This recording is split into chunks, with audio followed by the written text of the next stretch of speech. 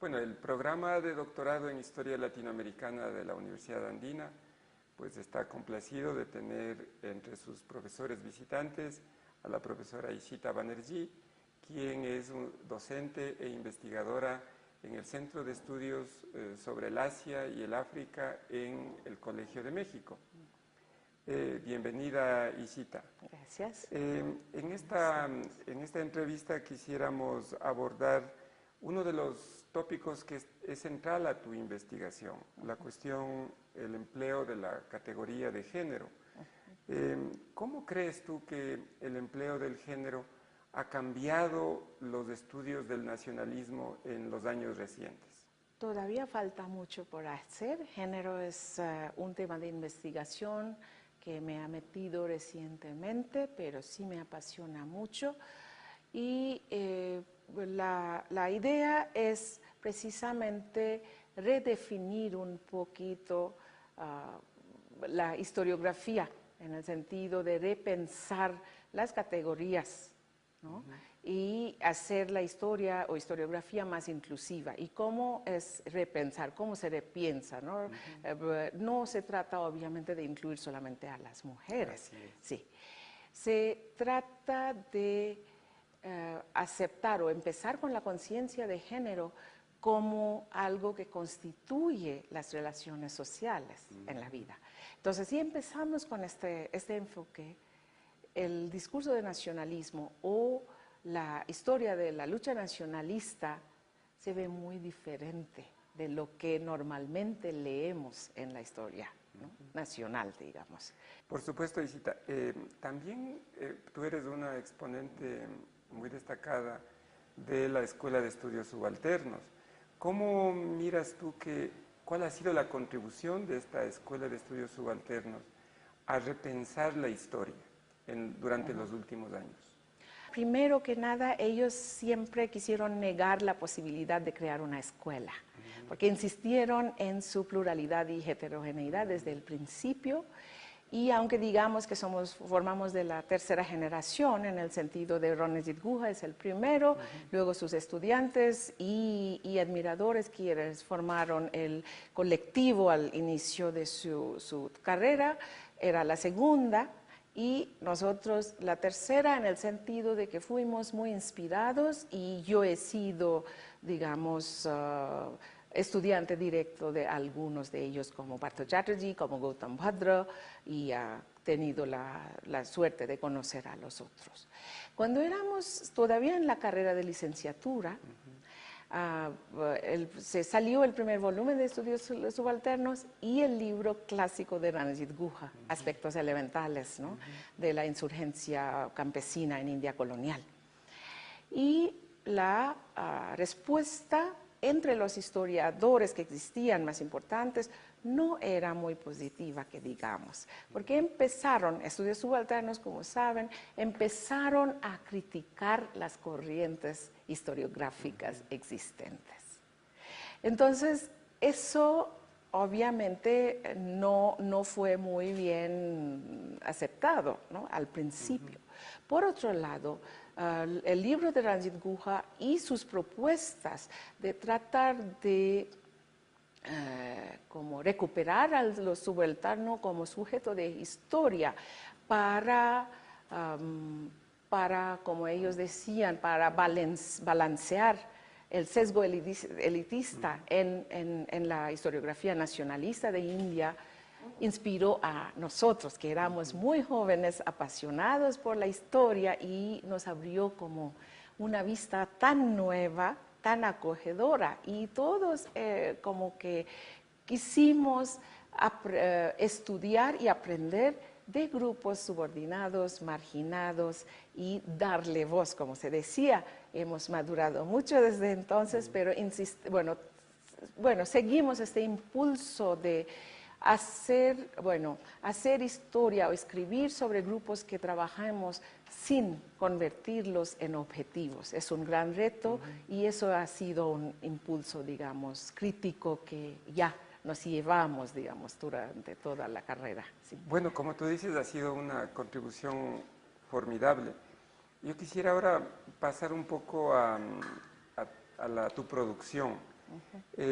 Tú tienes una muy rica contribución que ha aparecido en inglés, que ha aparecido también en español.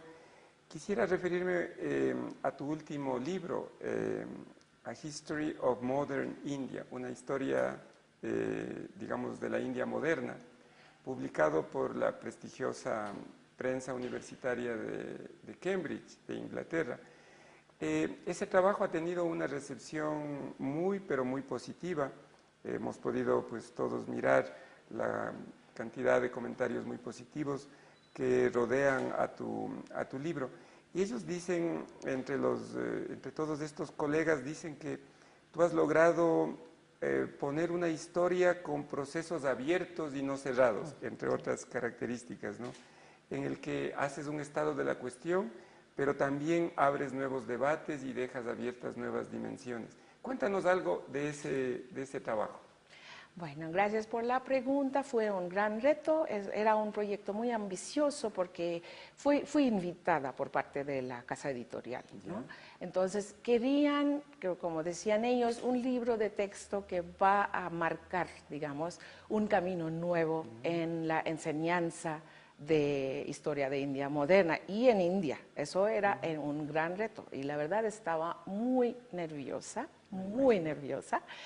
Y me ha llevado casi 5 años de trabajo durísimo, pero bueno, ha sido un proceso, bueno, agobiante, sí, pero muy fructífero, porque sí aprendí mucho. Pensé que después de tantos años de ofrecer historia de India, los cursos en el colegio y todo eso, ya sabía, pero no.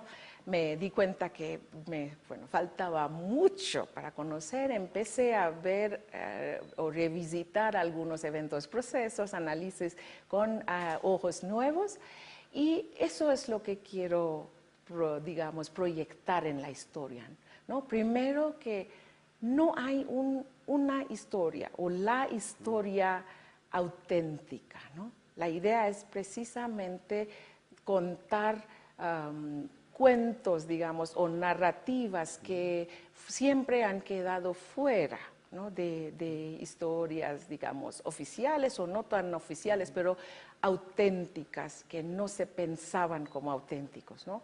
Y eso era la idea, abrir una gama, ¿no? de narrativas para darse a conocer a los estudiantes, a los profesores y también al público en general la riqueza y la pluralidad y la multiplicidad de voces, para que llegan a tener, digamos, sus propios análisis. Bueno, ha sido un trabajo muy difícil y, como dije, estaba muy nerviosa, pero hasta ahora sí la respuesta o la reacción ha sido muy positiva. ¿Cuál es el arco temporal que cubre el libro? Sí, mira, en India, en general, bueno, la historia de India moderna se empieza con el siglo XVIII.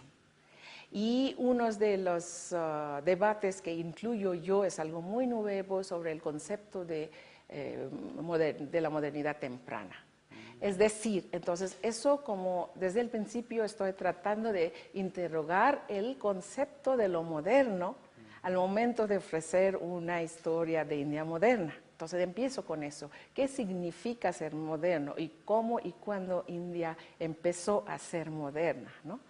Entonces, sí se empieza con siglo XVIII, hay un debate muy severo, pero también muy rico acerca de la naturaleza del siglo XVIII, digamos. ¿Y cuándo concluye? Y concluye normalmente con la independencia en agosto de 1947. Yo desde el principio dije que estaba completamente en contra de esa idea, porque no quería contar otra historia del triunfo de la nación, no, que ya se termina con la independencia, con la libertad. Entonces tengo un capítulo último, más pequeño que los otros 10 capítulos, que es más bien un análisis, un comentario acerca de los procesos y la ideología de India contemporánea y la democracia india. Bueno, pues felicitaciones por ese trabajo, Ishita.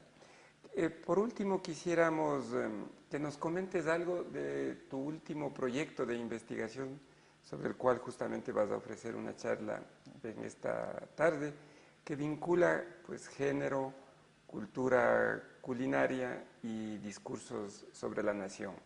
¿Cómo lo has pensado? ¿Cómo lo estás desarrollando?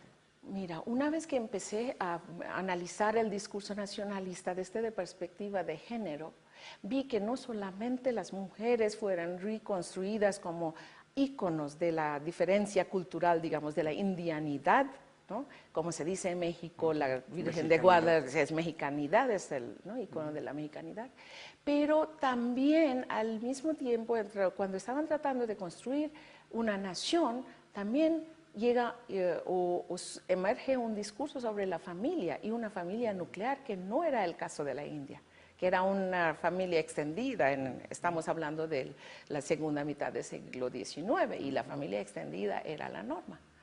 Y vi ahí que al tratar de sobreescribir esa idea de una familia nuclear, derivada muy interesantemente de la familia victoriana, por los reformadores sociales, se está dando un papel muy importante, obviamente, a la ama de casa, pero a la ama de casa muy sofisticada, muy educada, pero también a su papel de procurar y servir comida muy saludable y sana para el bienestar de la familia y la familia como digamos, la unidad básica de la nación.